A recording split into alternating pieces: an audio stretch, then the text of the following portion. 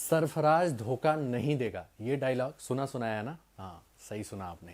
पीके picture अगर आपने देखा होगा तो उसमें एक फेमस लाइन थी कि सरफराज धोखा नहीं देगा। लेकिन इंडिया में ना सरफराज को धोखा दिया जा रहा है। कौन दे रहा है? बीसीसीआई के सेलेक्टर्स। भाई, जिस बंदे को डायरेक्ट टीम इंडिया में जगह मिलनी चाहिए अपने रिकॉर्डों के दम पे, उसको लगातार इग्नोर किया जा रहा है और उससे मतलब आधे आधे एवरेज वाले प्लेयर्स को ना सिलेक्ट किया जा रहा है और सीधे सीधे उनके साथ ना इंसाफी हो रहा है। और हम कह सकते हैं सरफराज तो धोखा नहीं दे रहा है अपने प्रदर्शन से, लेकिन सरफराज को धोखा दिया जा रहा है बीसीसीआई द्वारा। अब मैं ऐसा क्यों बोल रहा हूं? ये मैं नहीं बोल रहा हूं, सरफराज के आंकड़े बोल रहे हैं। भाई, अगर ये बंदा किसी और देश में होता ना तो शायद ये टेस्ट टीम में होता और शायद वहां का रेगुलर मेंबर होता। लेकिन हमारे बीसीसीआई के सेलेक्टर्स इस बंदे को मौका ही नहीं दे रहे हैं।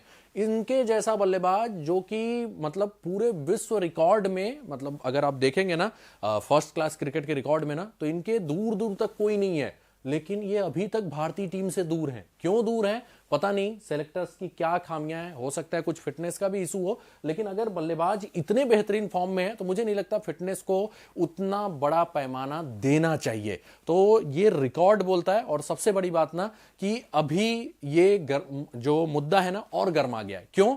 क्योंकि इनका सिलेक्शन नहीं हुआ इंडिया में। जब विराट कोहली ने बोला कि मैं रेस्ट ले रहा हूं तो इनका सिलेक्शन नहीं हुआ। सिलेक्शन किसका हुआ? सिलेक्शन हुआ रजत पाटीदार का, जिन्होंने रणजी ट्रॉफी खेला ही नहीं है लास्ट सीजन। 2 इनिंग उनका इंग्लैंड लॉयंस के अगेंस्ट देख लिया गया और उन्हें ला दिया गया। और ये बल्लेबाज जो वर्षों से लगातार रन बनाया जा रहा है, चाहे इंडिया ए हो, चाहे जो रणजी ट्रॉफी है उस पर टॉप रन स्कोरर्स में हो, लेकिन इसको मौका ही नहीं दिया जा रहा। आखिर क्यों मौका नहीं दिया जा रहा है, इसका जवाब सेलेक्टर्स ही देखेंगे। लेकिन भाई, आंकड़े धोखा नहीं देते। अब हम आंकड़ों से देखेंगे कि सरफराज धोखा नहीं दे रहा है, लेकिन सेलेक्टर्स उन्हें धोखा दे रहे हैं। अब क्यों धोखा दे रहे हैं पता नहीं, तो देखते हैं। अभी अभी सरफराज ने यह मुद्दा और गर्मा गया है। क्यों?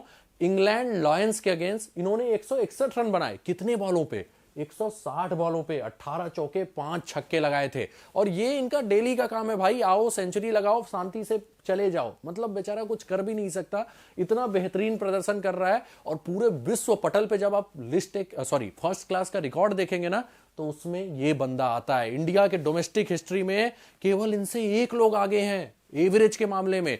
भारत में अभी प्लेइंग 11 में जितने भी क्रिकेटर हैं ना, मैं टैलेंट की बात नहीं कर रहा हूं, वो जरूर ज्यादा टैलेंटेड है, लेकिन उनमें किसी का भी रिकॉर्ड इनसे ज्यादा नहीं है। हो सकता है वो डोमेस्टिक क्रिकेट खेलते तो ज्यादा अच्छा रिकॉर्ड रखते, लेकिन भाई इनको मौका तो दो, तब ना ये प्रूव करेंगे। मौका ही नहीं दिया जा रहा है। 161 रन अभी इन्होंने बनाए 160 बॉलों पे। और बॉलिंग में कौन थे? इंग्लैंड का सेकंड 11, मतलब जो उनके डोमेस्टिक क्रिकेट में ना टॉप परफॉर्मर रहे होंगे। लेकिन भाई, इनको मौका नहीं दिया जा रहा है, लगातार धोखा दिया जा रहा है। अब इनका थोड़ा सा हम देखते हैं कि क्यों सरफराज का मैं इतना वैल्यू कर रहा हूं, क्यों इनकी बातें कर रहा हूं।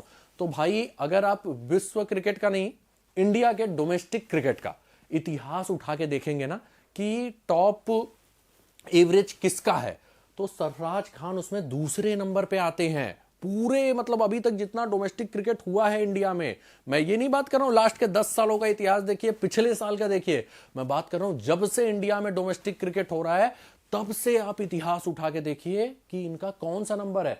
तो ये दूसरे नंबर पे हैं। 44 मैचेज में 65 इनिंग में 3751 रन किया है। एवरेज है 68.2 का।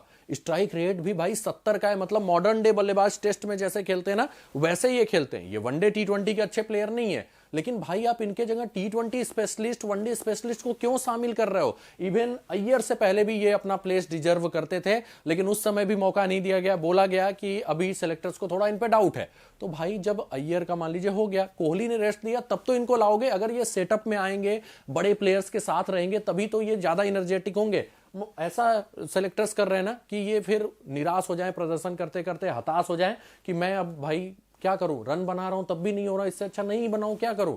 मतलब जब अंदर से ये बंदा पूरी तरह से खत्म हो जाएगा ना, और जब एक युवा चेहरा पूरी तरह से दब जाएगा, तब शायद सेलेक्टर्स इनका मतलब वो करेंगे कि भाई अब इनका फॉर्म ही नहीं है। मतलब जब फॉर्म है बंदा तो रख ही नहीं रहे। तो अब देखते हैं कि क्यों मतलब इनका रिकॉर्ड बहुत ही अच्छा है और इनको सीधे सीधे इंडिया टीम में लेना चाहिए, ऐसा मैं क्यों बोल रहा हूं। तो पहली बात, ये दूसरे नंबर पे एवरेज पे 68.2 का एवरेज है। इनसे ज्यादा एवरेज इंडियन क्रिकेट के ग्रेट रहे हैं, विजय मर्चेंट डोमेस्टिक क्रिकेट के ग्रेट रहे हैं, 71.64 का एवरेज है। और यकीन मानिए जिस हिसाब से ये बंदा खेल रहा है ना, ये एवरेज भी ये पार करेगा। मतलब इंडिया में डोमेस्टिक क्रिकेट में शायद सबसे ज्यादा एवरेज सरफराज खान रख के जाएंगे, लेकिन पता नहीं क्यों टीम इनके साथ ऐसा कर रही है। अब थोड़ा सा चलते हैं भाई, आप इंडिया का ही देख के मत चौंक जाइएगा, आप पूरे विश्व क्रिकेट का इतिहास देख लीजिए, वहां पे ये बंदा चौथे नंबर पे आता है। इनसे ऊपर कौन आते हैं? सर डॉन ब्रैडमैन, जिनका रिकॉर्ड तो शायद कोई नहीं तोड़ पाएगा, 95.14 का एवरेज है। उसके बाद दूसरे नंबर पे आते हैं विजय मर्चेंट, 71.64 का एवरेज है।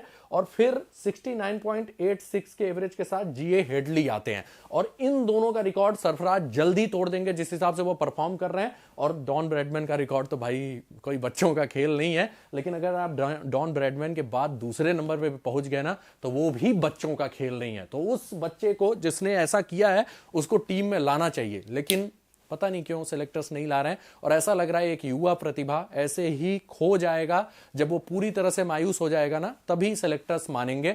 मतलब सिलेक्टर्स कुछ नहीं कर रहे हैं। ऐसा बल्लेबाज जो विश्व इतिहास में अपना नाम दर्ज करके जा रहा है, उसका सिलेक्शन नहीं हो रहा है। तो ये काफी शॉकिंग है। सिलेक्शन किसका हुआ है, अब हम उनकी बात करते हैं। टैलेंटेड है नो डाउट, मुझे इनसे कोई शिकायत नहीं है। सिलेक्शन हुआ है रजत पाटीदार का। तो भाई अगर आप रजत पाटीदार का सिलेक्शन किए हैं तो कुछ तो कारण बताएंगे ना उस प्लेयर को जो लगातार सिलेक्शन के रडार पे है। आप श्रेयस अय्यर का सिलेक्शन किया, आपने बोला कि नहीं अभी सरफराज हैं हमारे उसमें हैं, हमारे पेकिंग ऑर्डर में हैं, लेकिन अभी उनको टाइम लगेगा। तो भाई टाइम लगेगा तो कितना लगेगा? इतना लगेगा कि रजत पाटीदार जिनका एवरेज 46 का है, स्ट्राइक रेट टेस्ट में इनका और भी गड़बड़ है। वैसे वनडे T20 अच्छा खेलते हैं, टेस्ट स्ट्राइक रेट में टेस्ट का मतलब नहीं होता है। तो आप ये भी नहीं बोल सकते कि हम थोड़ा इंटेंट वाले प्लेयर को ले रहे हैं। तो इनका टेस्ट में इंटेंट और भी गड़बड़ है। 53.48 का एवरेज है, उस बल्लेबाज का 70 का एवरेज है, 70 का स्ट्राइक रेट है। और एवरेज कितना है? एवरेज भी लगभग 70 का है। तो उस बल्लेबाज को ना रख के 46 के एवरेज वाले प्लेयर को रख रहे हैं। और सबसे बड़ी बात ना, इन्होंने रणजी में कंसिस्टेंटली कभी अच्छा परफॉर्म किया ही नहीं है। लास्ट सीजन तो पूरा इंजर्ड रहे थे, 1-2 सीजन ये खेले हैं। और इनको वैल्यू दिया जा रहा है इनके आईपीएल के परफॉर्मेंस के कारण, डोमेस्टिक क्रिकेट में लिस्ट ए मैचेज के परफॉर्मेंस के कारण। तो भाई आप रणजी रखते क्यों हो जब रणजी के प्लेयर्स को आप टेस्ट टीम में नहीं लाओगे?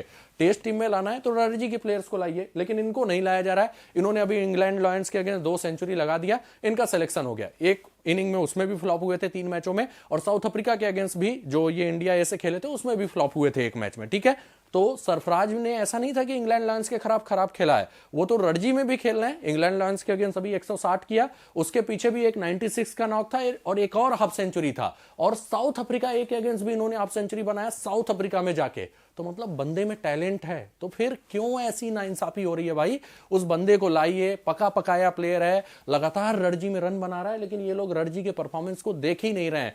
परफॉर्मेंस देखी जा रही है आईपीएल की कि रजत पाटीदार का नाम है भाई, बहुत टैलेंटेड है। तो वो बल्लेबाज क्या मतलब बिना टैलेंट के आया है, जो लगातार मतलब नींद में भी आके 70 शतक बना दे जा रहा है, उसको नहीं रख रहे हैं। अब बात करते हैं सरफराज खान के लास्ट 2 रणजी सीजन की एवरेज की। वो तो मैं जो 68 का एवरेज बता रहा हूं ना, वो ओवरऑल है। अभी ये पिछले 2 सीजन से तो और कत्लेआम मचा रहे हैं। 93 का एवरेज इनका लास्ट रणजी वाले में था, और उसके बाद 123 का एवरेज था सेकंड लास्ट रणजी ट्रॉफी में। पिछले रणजी में ना 5 ही मुकाबला इन्होंने खेला था, पूरा खेलते तो और तगड़ा खेलते। और जो पिछला रणजी था ना, उसमें तो आसपास कोई नहीं था, 123 का एवरेज। तो भाई अब आप ये बताइए, कमेंट करके जरूर बताइएगा कि इस बल्लेबाज का अगर सिलेक्शन नहीं बनता है तो इंडिया में किसी भी बल्लेबाज का सिलेक्शन नहीं बनता है। मतलब ऐसा परफॉर्म करने वाला प्लेयर शायद किसी और विश्व क्रिकेट के टीम में होता ना, तो ये प्लेइंग 11 में होता। और सबसे बड़ी बात ना, जैसा इनका टैलेंट है, हो सकता है कि फ्लॉप हो जाए, लेकिन भाई बंदे को मौका तो दो। ऐसा टैलेंट वाला बल्लेबाज शायद प्लेइंग 11 में रेगुलर रहता। स्पिन भी अच्छा खेलते हैं, पेस भी अच्छा खेलते हैं, और कम से कम आपको डाउट है शायद मूवमेंट पे ये स्ट्रगल करें विदेशी कंडीशन में। लेकिन बाकी बल्लेबाज भी तो कर रहे हैं, कहां अय्यर चले, कहां यशस्वी चले, कहां शुभमन गिल चले। तो इनको मौका तो दो। क्या पता ये आपके एक ऐसा कोहिनूर हीरा हो जो छुपा हो, तो मौका देंगे तभी तो पता चलेगा भाई।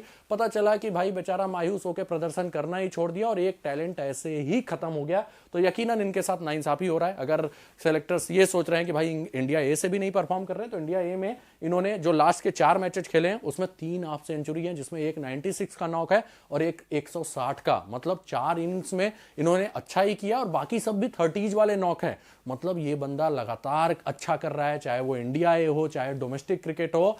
तो सीधे सीधे बोल सकते हैं कि सरफराज तो धोखा नहीं दे रहा है, सरफराज लगातार परफॉर्म कर रहा है, लेकिन बीसीसीआई सेलेक्टर्स पता नहीं क्या उनको चुल्ल मची है भाई, उनको धोखा दिए जा रहे हैं। तो ये आज इंडिया पूछता है कि आखिर क्यों सरफराज अहमद सिलेक्शन के काबिल नहीं है। वो प्लेयर्स सिलेक्शन के रडार में आ जा रहे हैं जिनका परफॉर्मेंस इनसे बहुत ही खराब है, लेकिन वो आ जा रहे हैं, लेकिन ये नहीं आ रहे हैं। तो आखिर कब तक आप आईपीएल के परफॉर्मेंस को वैल्यू देंगे, लिस्ट ए क्रिकेट के परफॉर्मेंस को वैल्यू देंगे? जब फर्स्ट क्लास आपका पैमाना है रणजी के लिए तो इनको आना चाहिए। तो यही मुझे कहना था इस वीडियो में। इसी के साथ वीडियो समाप्त होता है। होपफुली ये वीडियो दूर दूर तक पहुंचेगी और सरफराज को भी सिलेक्शन के लिए एलिजिबल माना जाएगा, मैं उम्मीद करता हूं। लेकिन बहुत ही नाइंसाफी हो रहा है, आप भी कमेंट करके जरूर बताइएगा। तो इसी के साथ वीडियो समाप्त होता है। वीडियो को लाइक और शेयर जरूर कर दीजिएगा। और मैं हूं आपका फेवरेट सिद्धांत त्रिपाठी। चैनल को अगर सब्सक्राइब नहीं किया ना तो चैनल को सब्सक्राइब करके बेल का आइकन जरूर प्रेस कर दीजिएगा। मिलेंगे अगले इंफॉर्मेटिव वीडियो में। तब तक के लिए आप सभी लोगों को टाटा बाय बाय और उम्मीद करेंगे सरफराज का यार सिलेक्शन हो जाए। धन्यवाद।